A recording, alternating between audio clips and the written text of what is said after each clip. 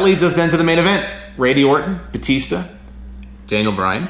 Triple threat, most likely that will be the match for the WWE Championship. Maybe Triple H worms his way in there, but doesn't change the fact that at the end of WrestleMania, my prediction, I kind of tipped my cap weeks ago about this. This is not a surprise. WrestleMania ends with Daniel Bryan standing tall, the new WWE Champion, and 75,000 people throwing their hands up in the air, chanting, yes. Maybe even his fiance comes out, joins him on stage. I could see all the babyface wrestlers coming out to give him a standing ovation. Look what happened at WrestleMania 10 20 years ago. Bret Hart got hoisted up on the babyface shoulders. Who was the Motley Crue, Solomonster? It was Tatanka. It was Lex Luger came out. He was so happy after losing his match against Yokozuna earlier in the night that he wanted to congratulate Bret. Yeah, he looked so very happy to be there. He had a look on his face like he did not want to be there. Who else was there? Macho Man ran down. Right. Macho Man was in the ring. I want to... You know what? Beyond that, I don't really... Steiners? 1, 2, 3 Kid, maybe? Steiners, yeah. I believe the Steiners were in there. And then you know what? I don't believe the Steiners were in there. You're thinking of... He's talking about stupid. You're thinking of the Steiners hoisting Lex Luger on their shoulders at SummerSlam when I won by countout because I'm an idiot. I didn't win the championship. Yeah, that was SummerSlam 93. But all these wrestlers came out to hoist Bret Hart up on their shoulders, and there's a lot of parallels there because Bret Hart was the face of that new generation era back in 94. Shawn kind of became that later on, but it was Bret. Bret was the face of that. In a lot of ways, I mean, Bret had already been champion, but Bryan's already been champion. This is not their first time winning the title. Right. But that second title win for Bret Hart in 94 was so much bigger than the first one. Main event, WrestleMania 10, Madison Square Garden, and it represented a changing of the guard back then. It really was that.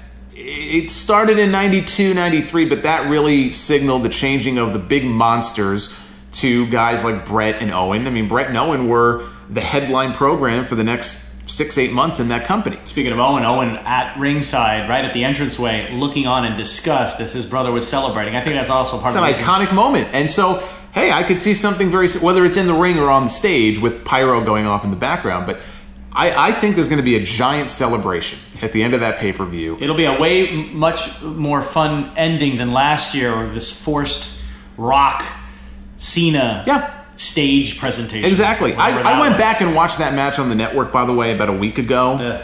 And we were there. We were at the first one, which was good. We were at the second one. And I said it on Twitter. I'll say it again here. That match was every bit as dull as I remember it being when we watched it live. And part of that may have been, I think Undertaker Punk was right before that match. And you do run the risk with Undertaker going on in a spot that's not last of kind of killing the crowd a little bit because they get so invested in that match. That's what Divas matches are for. But they don't do that a lot. Like, I don't expect the Divas Invitational to be a buffer between the main events. I think they'll just go one main event after the other. Maybe between 2 of the 4 they'll have a buffer, but there's also the question of the Triple H Bryan match. Do they go immediately into the main event after that, or do they have their match in the middle and then have Bryan come back out at the end? Well, I mean, if you want to play, I mean, this is more heavy discussion. Do you want Bryan to get 2 entrances or just 1? This is heavier discussion than probably, we would want to go into depth here, but how do you program WrestleMania? There's a part where the Hall of Fame inductees will come out. There's a Hogan bit somewhere in there. Hogan's going to be involved. If he's not involved in the main event, he's going to come out and do something with somebody. And it's confirmed now that Stone Cold Steve Austin will have a role at WrestleMania 30. And it's brilliant that they waited until the Thursday before. I think he leaked it to TMZ to announce that Stone Cold would be on the pay-per-view. I don't know why you would wait. Did you read the quote? I did not. I don't know if he's on the pay-per-view.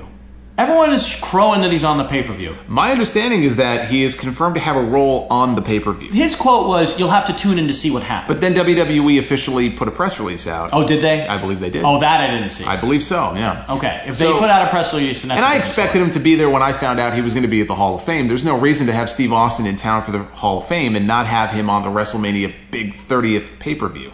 So what is he doing? He's driving his ATV out there? I don't know. He did that at 25. I think it's safe to say somebody will eat a stunner. I don't know who that would be. They already did a Piper's Pit with him many years ago, WrestleMania 21, so it's kind of been there, done that.